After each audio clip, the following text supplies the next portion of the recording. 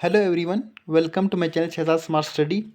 तो आज के इस सेशन में हम करने वाले हैं best 25 MCQs of Indian national movement.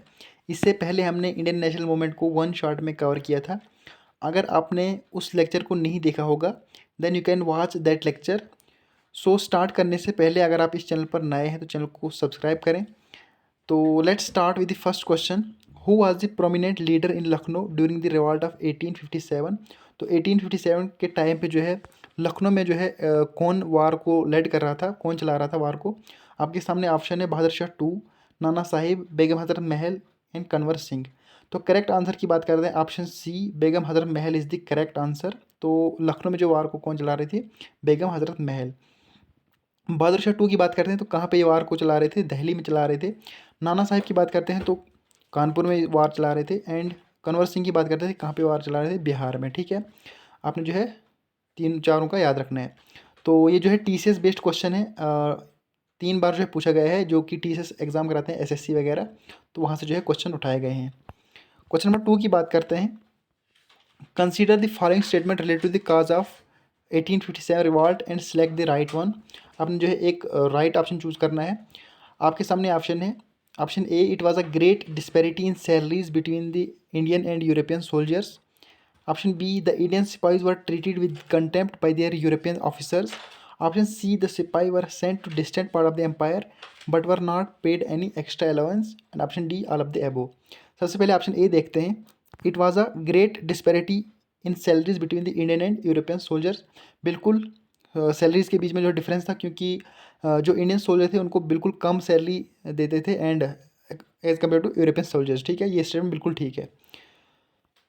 The Indian spies were treated with contempt by their European officers. तो ऑप्शन बी में क्या बोलते हैं कि उनको जो है इंडियन स्पाइज के साथ जो है बिल्कुल अच्छी तरीके से बिहेव नहीं करते थे यूरोपियन ऑफिसर्स। ये भी ऑप्शन ठीक है, बिल्कुल अच्छे तरीके से नहीं बिहेव करते थे वहाँ पे इंडियन स्पाइज को। एंड ऑप्शन सी की बात करते हैं, the sepoys were sent to distant part of the empire but were not paid any extra allowance. ये भी ठीक है, क्योंकि जो इंडियन स्पाइस है इनको जो है फॉरन भेजा करते थे बट एक्स्ट्रा अलाउंस नहीं देते थे। तो ऑप्शन डी इसका करेक्ट आंसर होगा, ऑल ऑफ द एबो इज़ द करेक्ट आंसर। ठीक है, ये तीनों ऑप्शन जो है करेक्ट है।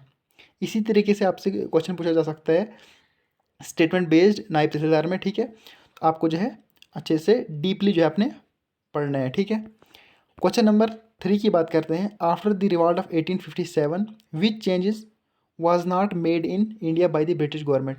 तो कौन सी चेंज जो है नहीं करी गई थी। आपके सामने 4 ऑप्शन है, इनमें से आपने बताना है कि कौन सा चेंज नहीं होता, कौन सा सिस्टम जो है चेंज नहीं होता। आपके सामने 4 ऑप्शन है। Number first, governor general of India become viceroy of India. Secretary of state for India was appointed. Power of East India company was transfer to British crown.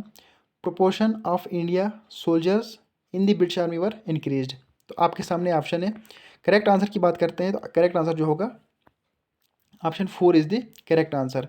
इसमें जो है आपने नॉट वाला यहाँ से पूछा, या यहाँ पर अपने ध्यान रखना है विच चेंजेस वाज नॉट मेड, कौन सा चेंज नहीं करा गया था। तो ये वाला चेंज नहीं करा गया था, जैसे कि इंडियन सोल्जर्स की जो स्ट्रेंथ थी वो इंक्रीज़ नहीं करी थी बल्कि रिड्यूस करी थी। ठीक है, ये आपने ध्यान रखना है। उन्हें जो है ब्रिटिश आर्मी का जो है ब्रिटिश आर्मी को जो है इंक्रीज़ करा था बट इंडियन सोल्जर्स को जो है डिक्रीज़ करा गया था, क्योंकि उन्होंने जो है ये सोच रहे थे कि कोई दूसरा रिवॉल्ट जैसा ना हो, 1857 जैसा रिवॉल्ट ना हो। बाकी governor general of India become vice of India, ये भी होता। Secretary of state for India was empowered, ये भी होता। Power of East Indian company was transfer to British crown, ये भी होता। बट ऑप्शन 4 जो है नहीं हुआ था, यहाँ पर नॉट पूछा गया था, तो ऑप्शन 4 इसका करेक्ट आंसर होगा। ठीक है, option 4 is the correct answer, ये आपने ध्यान रखना है। क्वेश्चन नंबर 4 की बात करते हैं।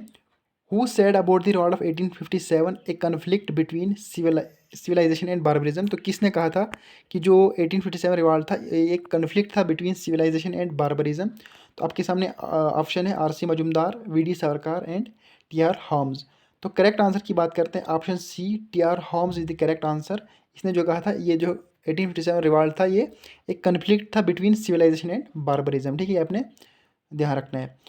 आर सी मजुमदार की बात करते हैं, इसने क्या कहा था, इसने कहा था neither the first war nor a war of independence. ठीक है, वी डी सावरकर की बात करते हैं, इसने क्या कहा था, first war of Indian independence, जो कि बहुत बार एग्जाम में पूछा गया है। ठीक है, आपने तीनों का जो है ध्यान में रखना है। क्वेश्चन नंबर 5 की बात करते हैं। हु स्टार्टेड द न्यूज़पेपर मूक नायक इन द ईयर 1920। तो जो न्यूज़पेपर मूक नायक था, ठीक है, ये किसने स्टार्ट किया था, ये आपसे पूछा गया है। आपके सामने ऑप्शन है doctor B R Ambedkar, Rabindranath Tagore, Lala Lajpat Rai and Bal Gangadhar तिलक। तो करेक्ट आंसर की बात करते हैं, doctor B R Ambedkar is the correct answer. इसने जो है मूक नायक न्यूज़पेपर जो है चलाया था, ठीक है, ये आपको याद रखना है। क्वेश्चन नंबर 6 की बात करते हैं। What was the childhood name of Ramakrishna Paramahamsa. तो जो रामकृष्ण परमहंस थे, इसका चाइल्डहुड नेम आपसे पूछा गया है, इसका चाइल्डहुड नेम क्या था। आपके सामने ऑप्शन है गदोदर, प्रमोद, रामा या नन ऑफ दीज। तो करेक्ट आंसर की बात करते हैं तो गदोदर इज द करेक्ट आंसर। इसका जो चाइल्डहुड नेम था वो क्या था, गदोदार था। किसका, रामकृष्ण परमहंस। तो इसके डिसिपल कौन थे, इसके डिसिपल कौन थे, इसके शागिर्द कौन थे, वो थे स्वामी विवेकानंद, ठीक है, ये भी आपको याद रखना है। क्वेश्चन नंबर 7 की बात करते हैं। In which year the national song Vande Mataram was first song at this session of Indian National Congress. तो किस सेशन में जो है नेशनल सॉन्ग वंदे मातरम को गाया गया था, ये आपसे पूछा गया है। आपके सामने ऑप्शन है 1885 मुंबई बॉम्बे में, 1886 कोलकाता में, 1896 कोलकाता में है, 1911 कोलकाता में, ठीक है। टिपिकल क्वेश्चन है, इजी है बट टिपिकल है थोड़ा सा। आपने जो है अगर अच्छे से रिमेंबर किया होगा तो आप जो है आंसर कर पाओगे। तो करेक्ट आंसर की बात करते हैं, 1896 कलकत्ता में जो है नेशनल सॉन्ग वंदे मातरम को गाया गया था। तो option C is the correct answer, ठीक है, 1896 कलकत्ता, ठीक है। उसके बाद बात करते हैं 1911 कलकत्ता की बात करते हैं। इसमें क्या होता है, इसमें जो है क्या करा था, इसमें जो है वंदे जो नेशनल एंथम था, ठीक है, जनगण मन जो था, वो जो है फर्स्ट बार पहली बार जो है उसको गाया गया था, ठीक है, 1911 कलकत्ता में। ये भी आपको ध्यान रखना है। और अगर आपसे पूछा जाएगा 1896 कलकत्ता सेशन में जो है कौन प्रेसिडेंट थे इंडियन नेशनल कांग्रेस के, वो थे रहमतुल्लाह सयानी, ठीक है, ये भी आपको याद रखना है। क्वेश्चन नंबर 8 की बात करते हैं। Who is considered what is considered as the fuelling major cause of Swadeshi movement. तो मेजर काज आपने बताना है स्वदेशी मूवमेंट का, क्यों स्वदेशी मूवमेंट को स्टार्ट किया गया था, आपसे पूछा गया है। आपके सामने 4 ऑप्शन है। तो करेक्ट आंसर की बात करते हैं, option B is the correct answer, the decision of divide Bengal, ठीक है। जो इंडियन लोग थे उनको पता चल गया है था कि बंगाल को जो है डिवाइड करने वाले हैं, इसलिए जो है उन्होंने स्वदेशी मूवमेंट चलाई थी। तो मेजर काज जो था यही था, डिसीजन ऑफ डिवाइड बंगाल, ठीक है। क्वेश्चन नंबर 9 की बात करते हैं। The president of Indian National Congress eight the time of Surat split session, जो सूरत स्प्लिट सेशन हुआ था, इस टाइम पे जो है इंडियन नेशनल कांग्रेस के कौन प्रेसिडेंट थे, ये आपसे पूछा गया है। आपके सामने ऑप्शन है। तो करेक्ट आंसर की बात करते हैं, option D rush Bihari Ghosh is the correct answer. तो सूरत स्प्लिट जब हुआ था तो उस टाइम जो है इंडियन नेशनल कांग्रेस के जो प्रेसिडेंट थे वो थे रश बिहारी घोष। तो सूरत स्प्लिट कब हुआ था, 1907 में, ठीक है, ये डेट भी आपको याद रखनी है। क्वेश्चन नंबर 10 की बात करते हैं। The Kakori train conspiracy was organised by which of the following revolutionary organisation. तो जो ककोरी ट्रेन कॉन्स्पिरेसी हुई थी, ये किस किस रिवॉल्यूशनरी ऑर्गेनाइजेशन ने कराई थी। तो मतलब वो पर्सन किस एसोसिएशन थे आपसे ये पूछा गया है। तो आपके सामने 4 ऑप्शन है। करेक्ट आंसर की बात करते हैं, option C Hindustan republic association is the correct answer. देखिए ककोरी कांड जो होता 1925 में हुआ था, ठीक है, ये आपको याद होगा। 1925 में जो है ये ककोरी कांड हुआ था, ये आपको याद होना चाहिए।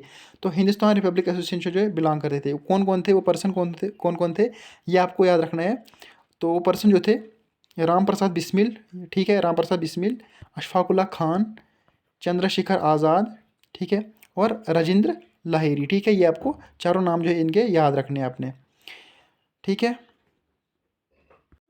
और बाद में क्या हुआ था, उसके बाद क्या हुआ था, जैसे हिंदुस्तान रिपब्लिक एसोसिएशन थी, ठीक है, इसमें क्या था, इन 1925 में ये ककोरी कांड हुआ था। और इसी हिंदुस्तान रिपब्लिक एसोसिएशन का नाम दिया गया था 1928 में। हिंदुस्तान 1928 में जो इसका नाम दिया था हिंदुस्तान सोशलिस्ट रिपब्लिक एसोसिएशन, ठीक है। बट इसका आंसर जो होगा option C Hindustan republic association is the correct answer, ठीक है। क्वेश्चन नंबर 11 की बात करते हैं। Who use to newspaper New India and Commonwealth for the home rule movement. तो जो न्यूज़पेपर 2 थे, न्यू इंडिया एंड कॉमनवेल्थ, ये किसने चलाए थे, ये आपसे पूछा गया है। आपके सामने ऑप्शन है। तो करेक्ट आंसर की बात करते हैं, ऑप्शन बी एनी बेसन इज द करेक्ट आंसर, ठीक है। क्वेश्चन नंबर 12 की बात करते हैं। The prime minister of England eight the time of quit India movement was, कौन थे प्राइम मिनिस्टर इंग्लैंड के at the time of quit India movement. तो आपके सामने ऑप्शन है। करेक्ट आंसर की बात करते हैं, option D Churchill is the correct answer, ठीक है। कौन थे प्राइम मिनिस्टर इंग्लैंड के at the time of quit India movement, तो Churchill is the correct answer, ठीक है। क्वेश्चन नंबर 13 की बात करते हैं। Rowlatt act bill 1919 is also known है, जो रिवॉल्ट एक्ट था 1919 वाला, इसको क्या बोलते हैं? आपके सामने ऑप्शन है।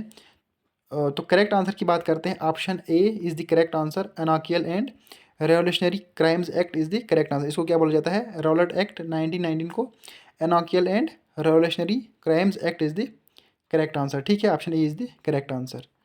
क्वेश्चन नंबर 14 की बात करते हैं। What was the date of Jallianwala Bagh massacre? तो डायरेक्ट आपसे डेट पूछी गई है, तो आपके सामने ऑप्शन है 13 April 1919, 15 April 1919, 2 April 1919 and 23 April 1919। Easy question है, तो करेक्ट आंसर की बात करते हैं, option A 13 April 1919 is the correct answer. ठीक है, क्वेश्चन नंबर 15 की बात करते हैं। The Poona pact which was signed between the British government and Mahatma Gandhi in 1932 है यहाँ पे। ठीक है, यहाँ पे 34 मिसप्रिंट हुआ है। ठीक है, 32 फॉर आपके सामने ऑप्शन है creation of dominion status for India, separate electorates for the Muslim, separate electorate for the Harijans and option D a joint electorate with the reservation for Harijan. ठीक है, तो साइन क्यों करा गया था पूना पैक्ट? तो आपके सामने ऑप्शन है, तो करेक्ट आंसर की बात करते हैं, a joint electorate with the reservation for Harijan. ठीक है, तो हरिजन रिजर्वेशन के लिए जो है इसको जॉइंट इलेक्टोरेट इनको जो है पूना पैक्ट इसीलिए जो है साइन करा गया था between the British government and Mahatma Gandhi. ठीक है, क्वेश्चन नंबर 16 की बात करते हैं। The first round table conference was held on, तो जो फर्स्ट राउंड टेबल कॉन्फ्रेंस हुआ था ये कब हुआ था? ये आपसे पूछा गया है, आपके सामने ऑप्शन है। तो करेक्ट आंसर की बात करते हैं, option C is the correct answer, November 12 1930 is the correct answer. ठीक है, तो पहला राउंड टेबल कॉन्फ्रेंस जो होता है वो कब हुआ था? नवंबर 12 1930। सेकंड की बात करते हैं, तो सेकंड भी आपने याद रखना है और थर्ड भी आपने याद रखना है, क्योंकि 3 राउंड टेबल कॉन्फ्रेंस हुए थे। तीनों आपने जो है, तीनों की डेट जो है डायरेक्टली आपने याद रखनी है, क्योंकि कोई भी डेट पूछी जा सकती है। सेकंड की बात करते हैं, सेकंड सितंबर 7 1931। ठीक है, ये आपने डेट याद रखनी है। थर्ड की बात करते हैं, थर्ड नवंबर 17 1932। ठीक है, ये आपने जो है तीनों डेट्स याद रखनी है। क्वेश्चन नंबर 17 की बात करते हैं। Consider the following statements about the government of India act 1935। तो आपके सामने ऑप्शन है, the act established diarchy for the first time. जो गवर्नमेंट ऑफ इंडिया एक्ट 1935 वाला है, इसमें क्या होता, क्या इसमें डियार्की सिस्टम एस्टेब्लिश हुआ था? बिल्कुल एस्टेब्लिश नहीं हुआ था इसमें। ठीक है, आपसे ये पूछा गया है कि इसमें आपसे क्वेश्चन क्या पूछा गया है, विच वन इज़ ट्रू। ठीक है, तो the act established diarchy for the first time, बिल्कुल ऐसा नहीं है था। इसमें डियार्की सिस्टम जो होता 1919 वाले में गवर्नमेंट ऑफ इंडिया एक्ट 1919 वाला जो होता, उसमें जो है डियार्की सिस्टम इंट्रोड्यूस हुआ था। The act propose for federation system for the first time, बिल्कुल ये ठीक है। फेडरेशन सिस्टम जो हुआ था प्रपोज किसमें? Government of India act 1935। सिर्फ ऑप्शन बी जो है करेक्ट होगा। तो ऑप्शन की बात करते हैं, only 2, option B is the correct answer. ठीक है, only 2 is the correct answer. Question number 18 की बात करते हैं। When did Mountbatten plan come in action? तो माउंटबेटन प्लान कब आया था एक्शन में? आपसे ये पूछा गया है, आपके सामने ऑप्शन है। करेक्ट आंसर की बात करते हैं, option D June 3 1947 is the correct answer. ठीक है, ऑप्शन डी इसका करेक्ट आंसर होगा। क्वेश्चन नंबर 19 की बात करते हैं। Who was the founder of servant of India society in 1905? तो सर्वेंट ऑफ इंडिया सोसाइटी के फाउंडर कौन थे, ये आपसे पूछा गया है। तो आपके सामने ऑप्शन है। करेक्ट आंसर की बात करते हैं, option B Gopal Krishna Gokhale is the correct answer. ठीक है, तो सर्वेंट ऑफ इंडिया सोसाइटी के जो फाउंडर थे वो कौन थे? गोपाल कृष्ण गोखले। ठीक है, क्वेश्चन नंबर 20 की बात करते हैं। When was the first constituent assembly election held? तो पहले कॉन्स्टिट्यूंट असेंबली इलेक्शन कब हेल्ड हुए थे, ये आपसे पूछा गया है। आपके सामने ऑप्शन है 1945, 1946, 1950, 1952। तो करेक्ट आंसर की बात करें 1946 is the correct, option B जो है इसका करेक्ट आंसर होगा। ठीक है, 1946। क्वेश्चन नंबर 21 की बात करते हैं। When was the national flag adopted? तो नेशनल फ्लैग को अडॉप्ट कब करा गया था, ये आपसे पूछा गया है। आपके सामने ऑप्शन है। करेक्ट आंसर की बात करते हैं, तो 22 July 1947 is the correct answer, option B जो है इसका करेक्ट आंसर होगा। ठीक है, क्वेश्चन नंबर 22 की बात करते हैं। Which who among the following attended all the 3 round table conference. तो इनमें से आपने बताना है कि जिसने सारे राउंड टेबल कॉन्फ्रेंस को अटेंड किया था, ये आपसे पूछा गया है। आपके सामने ऑप्शन है बी आर अम्बेडकर, महात्मा गांधी, सरोजिनी नायडू, मदन मोहन मालवीय। तो करेक्ट आंसर की बात करते हैं, B R Ambedkar is the correct answer. ठीक है, तो बी आर अम्बेडकर ने जो है ऑल राउंड टेबल कॉन्फ्रेंस को अटेंड किया था। महात्मा गांधी की बात करते हैं, सेकंड राउंड टेबल कॉन्फ्रेंस जो है इसने अटेंड किया था। ठीक है, क्वेश्चन नंबर 23 की बात करते हैं। Bhagat Singh, Sukhdev and Rajguru were executed on. तो भगत सिंह, सुखदेव एंड राजगुरु को जो है कब जो है इनको फांसी दी गई थी, ये आपसे पूछा गया है। तो करेक्ट आंसर की बात करते हैं, 1931 में जो है इनको फांसी दी गई थी। तो इनको फांसी क्यों दी गई थी, क्योंकि उन्होंने जो है बम का प्लान किया था लेजिस्लेटिव असेंबली पर। ठीक है, तो इसलिए जो इनको जो है फांसी दी गई थी भगत सिंह, सुखदेव एंड राजगुरु कब, 1931 में। क्वेश्चन नंबर 24 की बात करते हैं। Who authored book poverty and un British rule in India. तो जो poverty and un British rule in India है, ये बुक किसने जो है अथर इसको किसने लिखा है, ये आपसे पूछा गया है। तो आपके सामने ऑप्शन है। करेक्ट आंसर की बात करते हैं, option B Dadabhai Naoroji is the correct answer. ठीक है, क्वेश्चन नंबर 25 की बात करते हैं।